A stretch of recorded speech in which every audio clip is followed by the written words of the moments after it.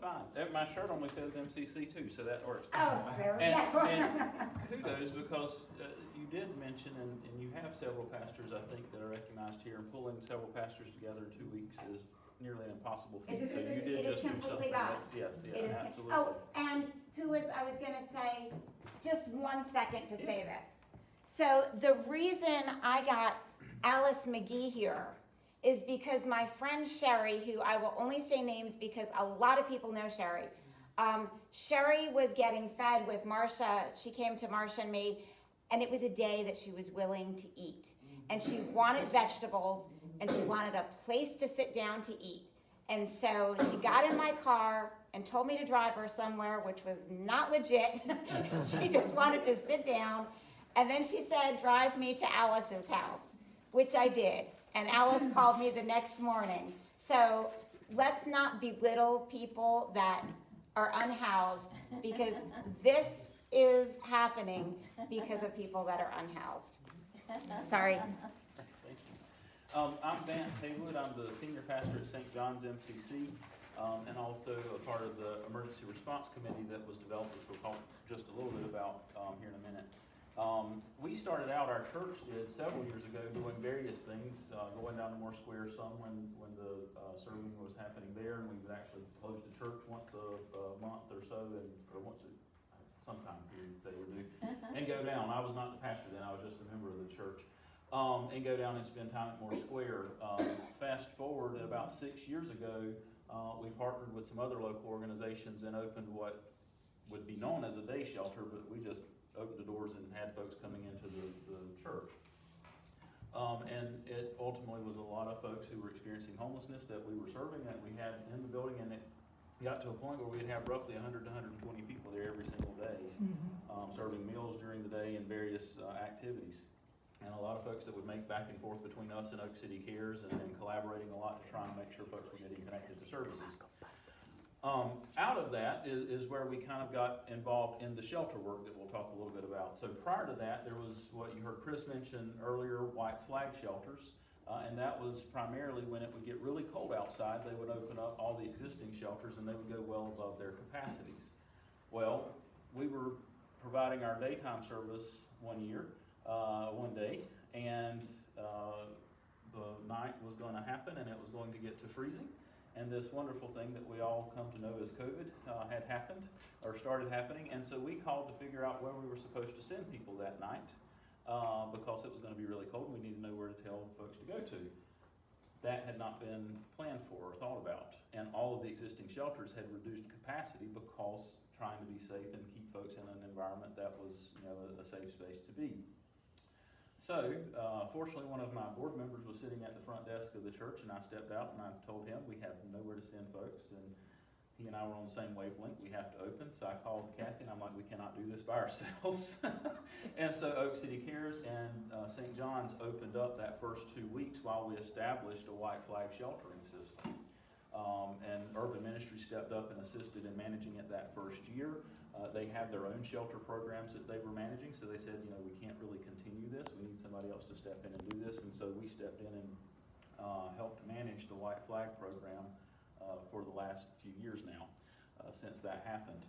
Out of that, we also realized that there was this need to have an emergency response committee that would be looking at these sorts of things, because COVID and that sort of health needs need to be addressed and need to be looked at. What we were doing prior to that certainly was meeting a need, but it wasn't the most humane way that we could do it, and there were some things we were just learning that we could do, and so there needed to be more than just opening up shelters and throwing people onto the floors or hallways or wherever they could go. And it also has an impact on the work that program space is supposed to be doing as well.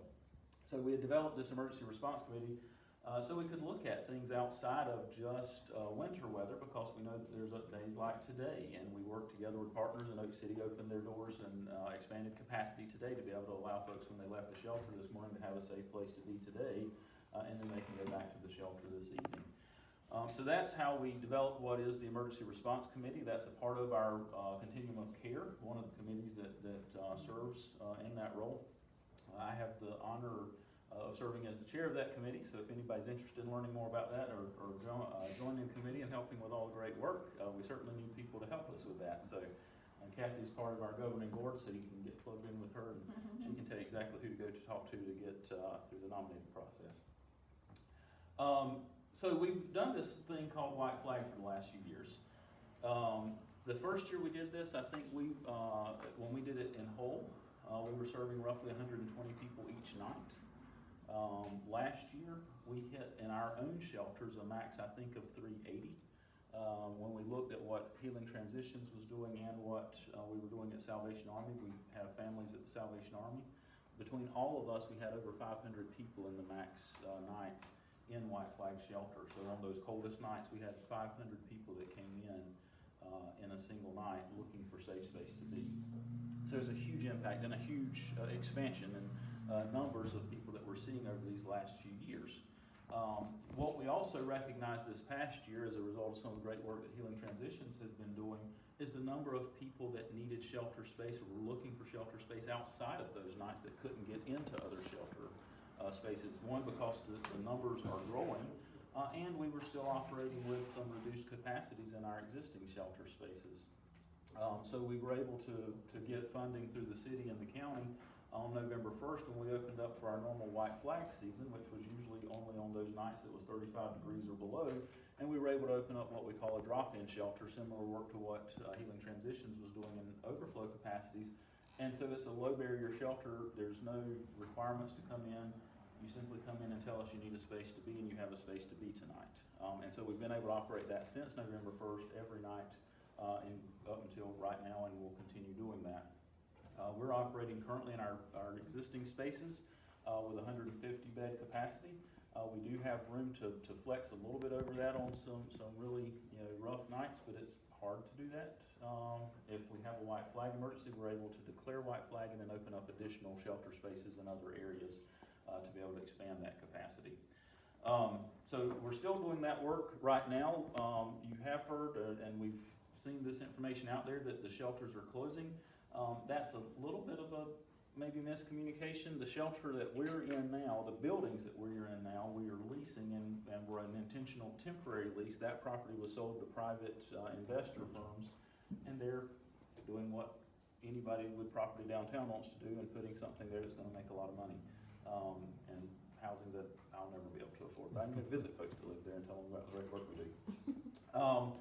So they're going to develop that property. So we can't stay there. We know we're going to have to leave that space. The county did just secure a facility over on 2nd Street in Raleigh, just off of Millbrook Road, that will become the long-term dedicated drop-in facility space. So that will give us a dedicated drop-in shelter space that will be able to take place and not have to play musical shelters every year about where we're going to go to, especially during the cold weather nights.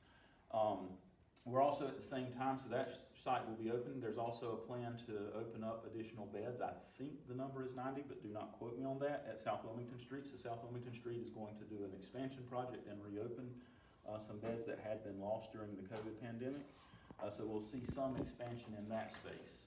That will help with the demand that we see, but we also still do have the concerns over the demand that's going to be put out there, especially as Healing Transitions has to make their accommodations to meet their expansion and open up the beds that they need to open up as well. So we're looking at how all that's going to work. We're working with the COC and on the Emergency Response Committee to look at how that is going to impact the community and what methods we can take to address that. So I think that's about everything I have. Heritage Park. I don't know as much about Heritage Park. I saw that you put that on there. That would be more along the lines of Emila's department and the LEU with Wake County maybe would be the best for. And Kathy, do you have anybody else that would be? So those two would be, and I can certainly reach out to them and get you in contact with them if you don't have. Well, you know Emila, but the LEU, if you're not in touch with them, they can help with that as well. So yeah, that's the bulk of where we're at. We obviously need assistance to continue doing the work we do. We see 150 people every single night. So if anybody's interested in learning more about that, you're certainly welcome to come. We're at Cabarrus and Harrington Street in downtown Raleigh. You can certainly come and tour the facility. You can come and volunteer here if you would like to do that. You can talk with me more. You've got my cell phone and email. Please share that with everybody. That's perfectly fine, and that is my direct cell phone. So if you call it, you're going to get me, not somebody else. If you want to learn more about what we do or how you can get involved, we would love to have support from folks. So thank you. Thank you.